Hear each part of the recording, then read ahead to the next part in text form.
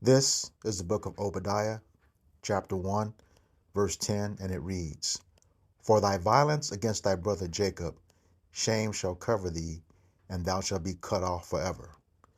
All praises, glory, and honor to Yahweh, Bahashem, Yahushai, Bahashem, Rahakakadash. Double honors to the apostles and elders of Great Millstone who rule well in teaching us this 100% truth. Salutations to them and my fellow Akim who labor in this truth week in and week out on the highways and byways. Also, salutations to the hopeful elect of the scattered 12 tribes of Israel, scattered to the four corners of the earth, that be like unto the speckled bird, also known as your Israelite foreigners, and your so-called Negroes, Latinos, and Native Americans. To you, I say Shalom. This is your brother Ayashar Barazar from the Indianapolis branch of the Great Millstone, coming back at you with another lesson that is edifying to the elect body of the nation of Israel. And that opening scripture, for thy violence against thy brother Jacob, shame shall cover thee, and thou shalt be cut off forever. That's Obadiah 1 and 10. Is speaking about this devil on the screen here, Esau, Edom, the so-called white man. All right. He is described in Genesis 25 and 25, as you see there. It's, you know, uh, they deceive the world and making the devil be the one who is on the right when it's actually him, the one that's on the Salakia, the one that they deceive the world, making them believe it's the one that's on the left when it's actually the one on the right. Okay. They are the rare ones because their blood shows forth through their skin. Um, they, call themselves white beginning in 1681 as a social construct. And when you go into the etymology of the word white, it means without moral impurity. And as we say constantly every week, and the world is learning 365, 24/7, that this nation of people is far from moral without moral impurity. Okay, they are the wicked according to the Bible, according to Malachi 1 and 4. Okay, they are the wicked. Um, I got two clips coming up here. Something that's not talked about. Um, we always hear about Jake's problem with law enforcement, but turns out that the same thing is with firefighters. However, that's going unnoticed when you ask people who do they trust more, and I simply Googled this question. Let me get that here. Slovakia. Technical difficulties. Google the question right here. Are firefighters the most respected? And this was taken this year, February 6th. It's an article. Um, it says way more people trust firefighters than cops, 80% versus 49% respectively. Firefighters have long topped the list of most respected professions in the country. Well, after I show you these two clips, which is just a microcosm of how the government and of the United States and factions thereof truly feel about the Israelites. Once again, who are your so-called Negroes, Latinos, and Native Americans. All right. So let's get to that clip. It's a couple of them, so bear with me.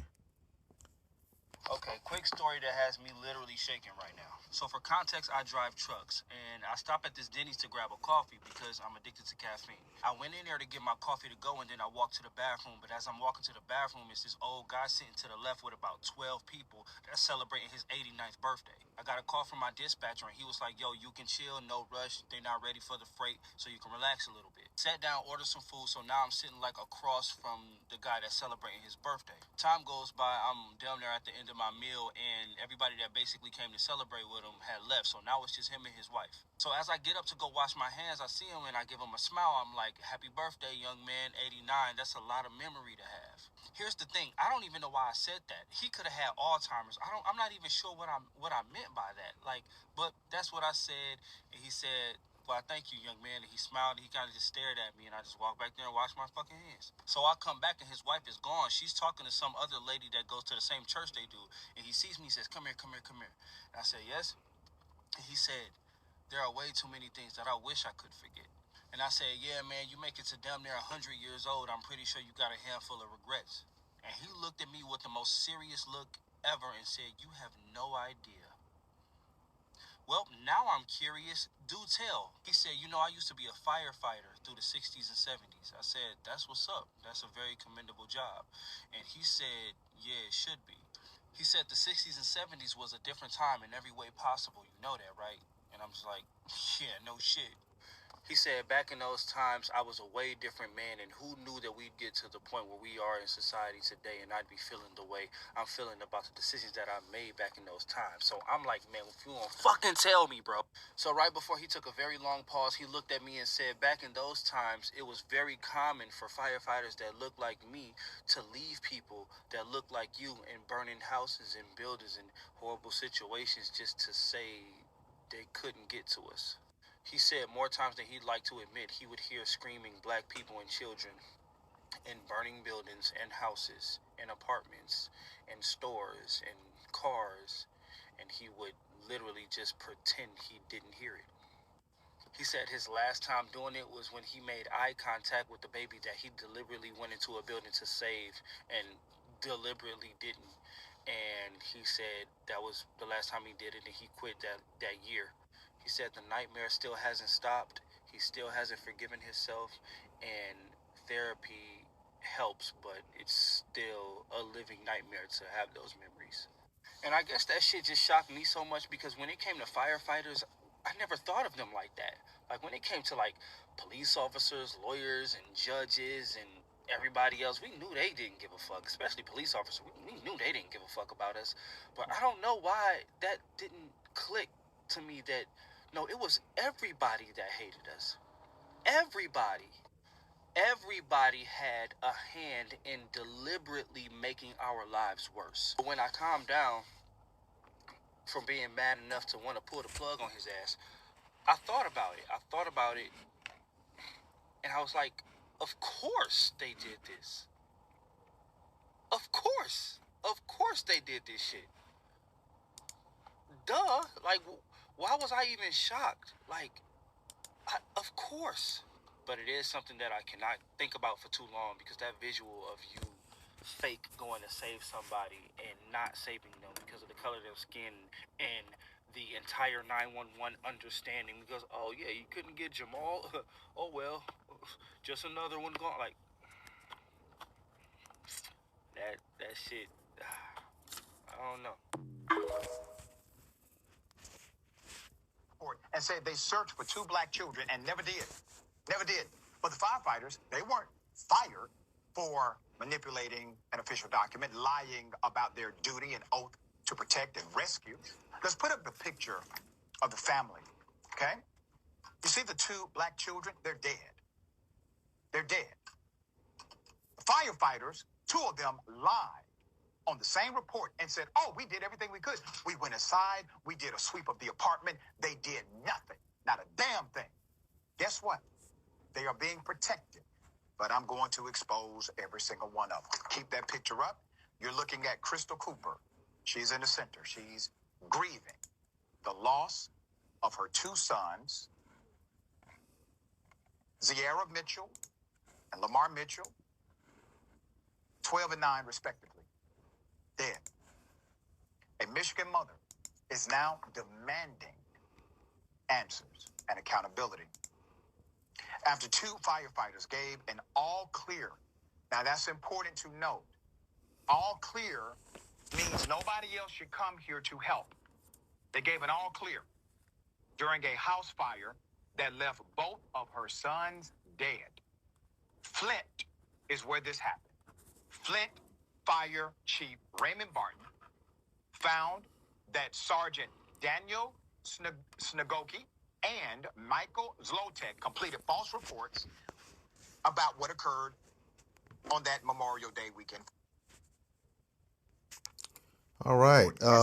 You heard very clearly the Jake in the first video. He said something, that's right in the scripture. He said how much everyone has hated us, and did things to make our lives miserable. This is the the book of First Maccabees, chapter 2 and 10. And it reads, "What nation hath not had a part in her kingdom and gotten of her spoils?" So yeah, it's every nation we've been scattered to, and every nation that's come upon us, you know, uh, has had a hand in our demise. When you go throughout the history, all right, when you go throughout the history, and that second clip about firemen, it talked about the firemen making a false report, and that's what Esau did. This is the book of Exodus, chapter 23, and verse 1. Thou shalt not raise a false report. Put not thine hand with the wicked to be an unrighteous witness. And, uh, that that's pretty much what they did when they made the false report, saying that no one else needed to come, and I'm sure it wasn't those two individuals in that fire. There was others who agreed with them, and they were unrighteous witnesses.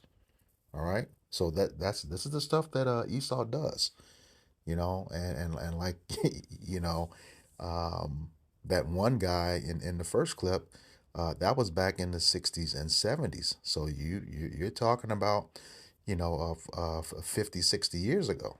All right.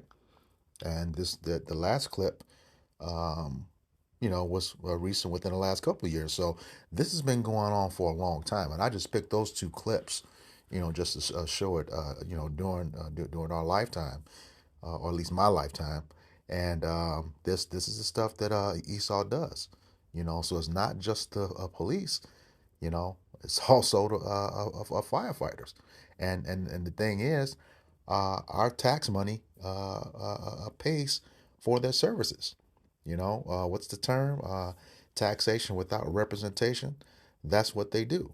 All right. So this is Amos 1 and 11.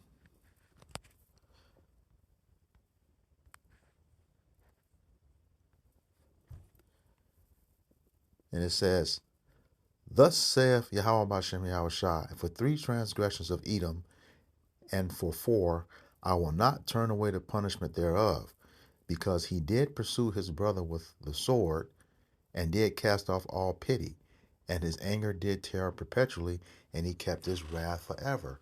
I mean, no pity, like in the first clip, you looked at a baby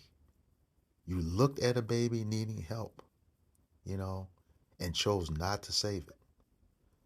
Okay, these are firefighters. Well, 80% of the world trust them, but it seems like, we shouldn't be. And just like the scriptures say, never trust thine enemy. I don't care if he has a firefighter suit on or not. You know, this is what they've done in history, and all of this is coming to light.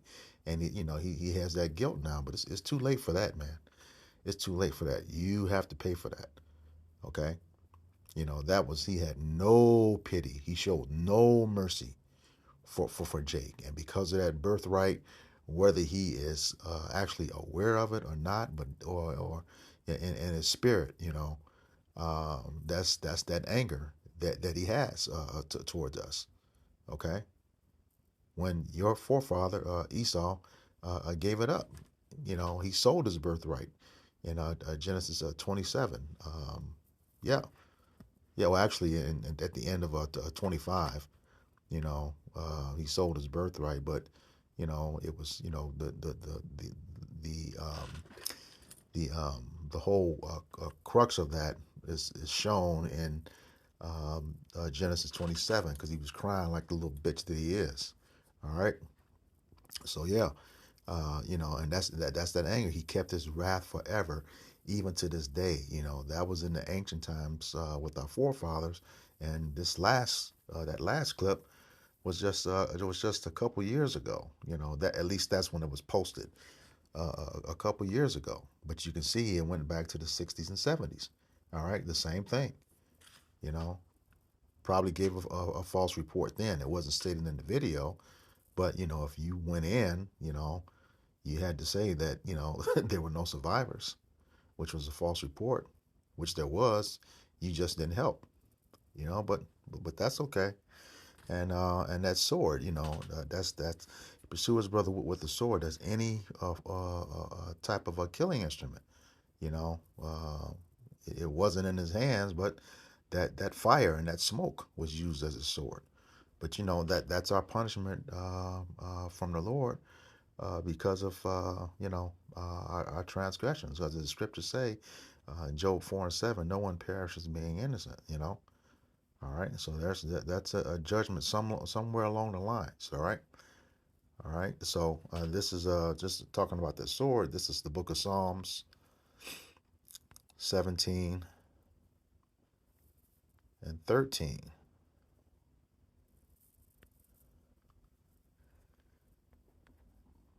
And it reads, Arise, O Yahweh Bashem Yahushai, disappoint him, cast him down, deliver my soul from the wicked, which is thy sword.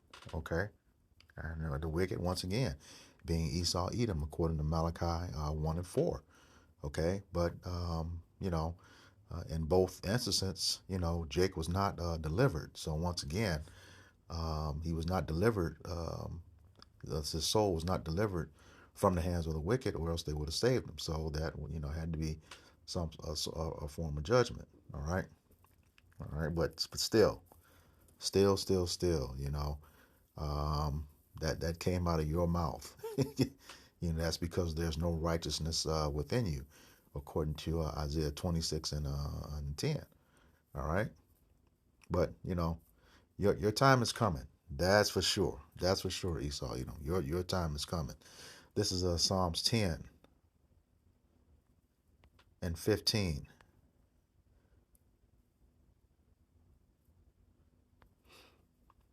And it reads, Break thou the arm of the wicked and the evil man.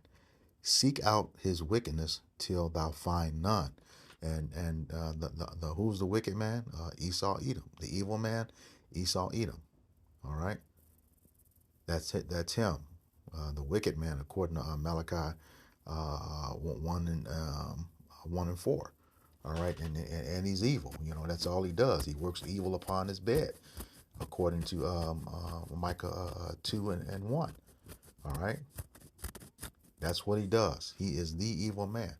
All right, and what's his arm? His strength. And what's his strength? The sword, his blessing.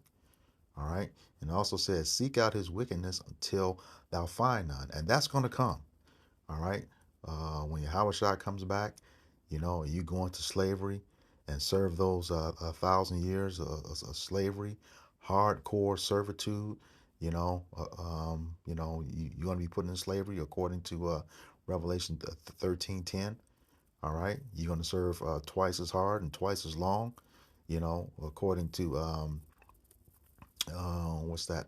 Revelations 18:5 and 6. All right, and then how ironic, you being firefighters, and you and others in your history took the liberty of watching Jake burn to death. After your slavery is done, the same thing is going to happen to you. This is the book of Obadiah, chapter 1, verse 18. And it reads, And the house of Jacob shall be a fire, that's the southern kingdom, and the house of Joseph a flame, that's the northern kingdom, and the house of Esau for stubble, and they shall kindle them in them and devour them, and there shall be Slakia, and there shall not be any remaining of the house of Esau, for Yahweh Bahashem Yahushai have spoken it. A fire and a flame, all right? You're going to be for stubble, burned to nothing, okay, after you serve your history. I mean, your slavery, Slakia, after you serve your 1,000 years of slavery, twice as long and twice as hard. You will be as a dream that, as a vapor, just gone away. out of history. Okay, all right. Especially you, Amalek. You know, the Lord says in I believe it's Deuteronomy 25, verses 17 through 19, and Numbers 24 and 20. You will be blotted out from under heaven. Period. No longer to exist. And this is how. You know, you you will be sacrificed on the fire, just like you do babies now. All right. And we'll close out with this one. This is the book of Colossians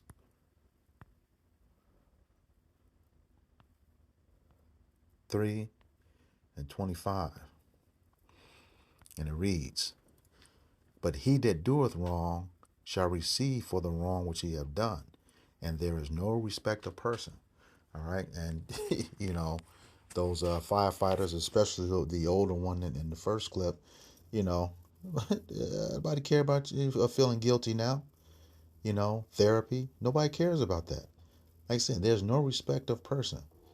You committed that crime. All right, under your own law, that was a crime. What's that? What do they call that? I think it's called the Good Samaritan crime. But that's for a civilian. But as a firefighter, it goes deeper than that. And you lied about it. You lied about it, and lives were lost. So, you're gonna have to deal with the consequences in that day of judgment. All right. Whether if you die before the Lord comes back, don't worry, you'll be born back into the kingdom again. You're gonna pay for what you did. All three of you, and all the ones that were accomplices with you.